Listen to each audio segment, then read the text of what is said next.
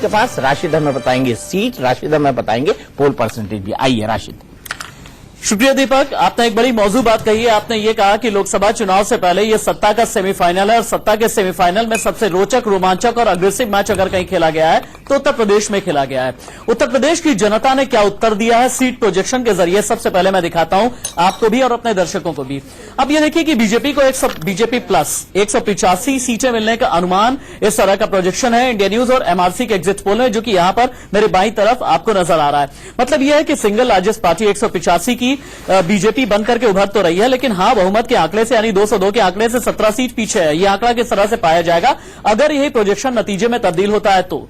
और इसके अलावा हमने आपको दिखाया, और अब आप ये देख लीजिए कि वोट शेयर किस तरीके का है। बीजेपी को 33% वोट शेयर, आप ये समझ लीजिए कि 33% वोट शेयर बहुत ही ज्यादा बंपर कहा जाता है। और ये चुनावी राजनीति के इतिहास में बीजेपी के लिए यूपी में एक अपने आप में बहुत बड़ा रिकॉर्ड है। एसपी कांग्रेस का जो अलायंस है उसे 28% वोट मिले हैं और बीएसपी को 25% वोट मिला है और अदर्स के खाते में गए हैं 14% वोट। ये यूपी का मसला है, लेकिन यूपी को जब तक 7 अलग अलग क्षेत्रों के हिसाब से आप समझेंगे नहीं, तब तक आप जो है इन आंकड़ों की गहराई तक जा नहीं पाएंगे, या यूं कह लें कि अंदर की बात समझ नहीं पाएंगे। तो रीजन वाइज हम चलते हैं और रीजन वाइज हम शुरुआत करेंगे। पूर्वांचल हम आपको दिखाएंगे, हम आपको अवध दिखाएंगे, हम आपको पश्चिमी उत्तर प्रदेश और पूर्वांचल से हम कर रहे हैं शुरुआत।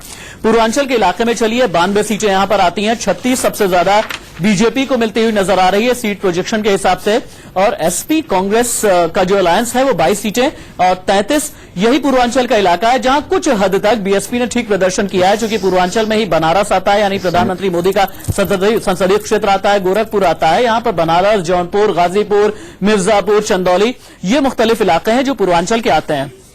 इसके बाद हम अवध का भी रुख कर लेते हैं, क्योंकि अवध में सबसे ज्यादा विधानसभा सीटें हैं और 101 विधानसभा सीट, और अवध का जो रीजन है यहां से बीजेपी ने बीजेपी को टक्कर दी है। एसपी और कांग्रेस अलायंस ने यहां एक ऐसा एरिया है जहां से महज एसपी कांग्रेस अलायंस ने टक्कर दी है बीजेपी को, और बीएसपी के खाते में गई है 23 सीटें और अदर्स के खाते में एक भी सीट नहीं गई है। ये अवध का आंकड़ा बताता है। अवध के आंकड़े का मतलब आप सीधे तौर पर यह समझ जाइए कि जो लखनऊ का जो इलाका है, जो रायबरेली, श्रावस्ती वगैरह का इलाका है। अब आप चले जाइए बुंदेलखंड की तरफ। बुंदेलखंड का मतलब कि बुंदेलखंड के 7 जिले और 19 विधानसभा सीटें, जहां पर किसानों की बात होती है, किसानों की आत्महत्या की बात होती है, लेकिन चुनावी मुद्दे में ये जल्दी तब्दील नहीं हो पाता।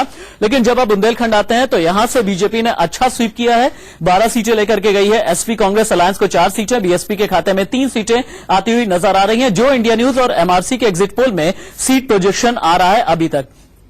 अब आप आ जाइए बुंदेलखंड के अलावा, अब आप जो ऊपरी दोआब का जो इलाका है, यानी जो अपर दोआब का इलाका है, मतलब ये हो गया कि जो मुलायम सिंह यादव और यादव क्लैन का जो गढ़ कहा जाता है, यानी एटा हो गया, इटावा हो गया, फर्रुखाबाद हो गया, यहां 9 जिले आते हैं, 33 सीटें आती हैं। और यहां पर अगर बीजेपी ने समाजवादी पार्टी को पटखनी दी है तो ये अपने आप में एसपी के लिए सोचने वाली बात है, क्योंकि 16 सीट निकालती हुई नजर आ रही है।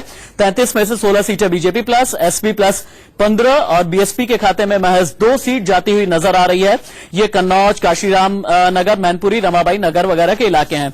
अब आप आ जाइए निचले दोआब वाले इलाके में, जहां पर यह कहा जाता है अगर आप चले जाएं तो वहां पर यह नहीं कोई पूछेगा कि आप कैसे हैं, लोग ये पूछते हैं कि कस, यानी कि कैसे हैं आप, यानी इलाहाबाद का इलाका।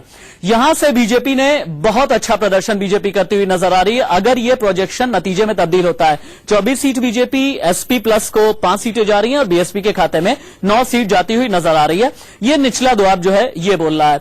और निचले दोआब के अलावा जो रुहेलखंड वाला इलाका है, रुहेलखंड का इलाका का मतलब आप ये समझ जाइए कि जो रामपुर वाला इलाका है, जहां पर मुस्लिम बहुल क्षेत्र है, जो बरेली का इलाका आता है, यानी ये कि जहां पर समाजवादी पार्टी के बड़े नेता आजम खान का गढ़ कहा जाता है, वहां से भी बीजेपी प्लस को 19 सीट मिलती हुई नजर आ रही है। एसपी जो है यहां से टक्कर दे रही है, 22 सीटें और बीएसपी के खाते में 8 सीटें जाती हुई नजर आ रही हैं।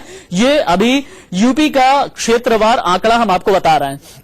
उसके बाद एक्सट्रीम आप पश्चिमी उत्तर प्रदेश में चले जाइए। एक्सट्रीम पश्चिमी उत्तर प्रदेश का मतलब यह हो गया कि गौतम बुद्ध नगर का जो इलाका है, गौतम बुद्ध नगर के अलावा जो गाजियाबाद वगैरह के इलाके हैं, वहां से बीजेपी ने बहुत ही अच्छा प्रदर्शन किया है, क्योंकि यहां पर शहरी इलाके भी आते हैं और शहरी वोट ऐसा बताया जाता है कि बीजेपी के खाते में जाता है। वोटर टर्नआउट भी ठीक सा रहा था और लिहाजा यहां से पूरी तरह से पश्चिमी उत्तर प्रदेश से पूरी तरह से स्वीप करते हुए, यानी जो जाटलैंड जिसे बोला जाता है, जो जाटों का इलाका कहा जाता है, जहां पर जाट बहुल क्षेत्र है, और जाटों के बारे में ऐसा कहा जा रहा था कि 2014 2014 में एनमास जो जाट वोट बैंक था वो पूरी तरह से बीजेपी के खाते में गया था, लेकिन इस बार थोड़ी नाराजगी नजर आ रही थी। लेकिन ये जो प्रोजेक्शन है इसमें कुछ ऐसा नजर नहीं आ रहा है, ऐसे इंडिकेशंस मिल नहीं रहा है। इसका मतलब यह है कि क्या ये चुनाव पोलराइज हुआ है, सबसे बड़ी बात यह है मुद्दे कौन कौन से काम किए, ये सब कुछ समझने के लिए एक बार फिर से हम एडिटर इन चीफ दीपक का रुख कर सकते हैं। दीपक।